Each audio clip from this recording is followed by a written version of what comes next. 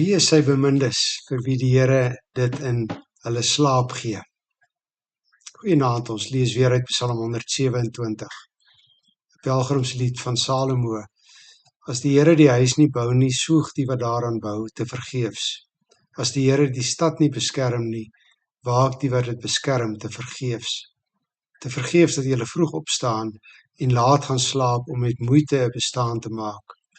Vir die wat hy liefhet, vir sy bemindes, gee die Here dit in hulle slaap.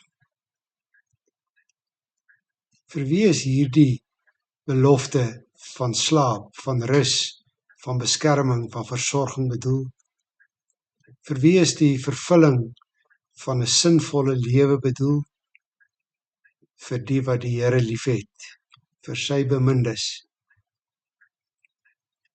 Die geliefdes van die Here is 'n term wat in die Ou Testament seldsaam, so amper met huiwering, net 8 keer gebruik word.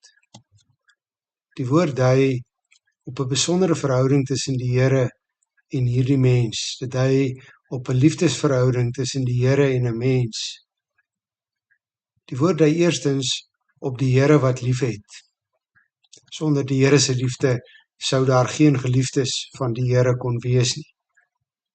God kies en vorm vir hom in die Ou Testament 'n volk wat hy bemin, 'n volk aan wie hy sy liefde betoon en sy getrouheid weer en weer aan hulle bewys. Van die volk of die geliefde van die Here word ook verwag om in liefde op die Here te reageer. God se verhouding met die mens is nooit net eensydig, meganies nie. Die wederwysydse kant van die betekenis wat in hierdie woord geliefde gebruik word, kom duidelik na vore wanneer Moses in sy sterwenswoorde oor Benjamin sê, Deuteronomium 33 vers 12, wie deur die Here bemin word, is veilig by hom, skuil altyd by hom en leef onder sy beskerming. Aan die een kant is die geliefde die een wat deur die Here bemin word, maar aan die ander kant is die beminde ook die een wat by die Here skuil en doelbewus onder sy beskerming leef. So is dit onverstaanbaar vir die Here dat die volk wat deur hom bemin word, sondige planne in die tempel maak. Die Here vra deur die profeet Jeremia in Jeremia 11 vers 15, waarom wil die volk wat ek liefhet of bemin sy sondige planne in die tempel uitvoer? Die geliefde van die Here is dus hy wat op die liefde van die Here reageer met wederliefde. God het ek lief, want die getroue Heer hoor na my stem uit vrye welbehae. Ek roep hom aan in al my lewensdae.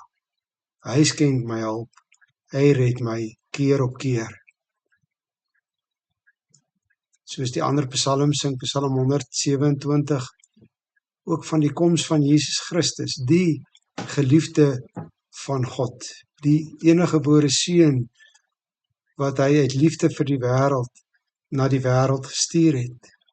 Jesus Christus, wat in sy liefde vir sy Vader in volle gehoorsaamheid en in 'n biddende verhouding met hom lewe. Jesus Christus wat sy lewe vir sy geliefdes aflê.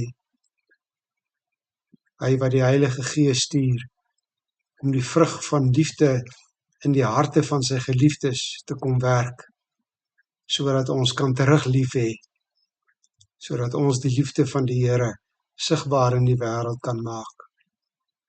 In die konteks van Psalm 127 is die geliefde van die Here die een wat nie uit eie krag wil bou en wil bewaar en spoeg nie, maar die een wat in vertroue op die Here binne in 'n liefdesverhouding met hom wil lewe en in vertroue aan die slaap raak.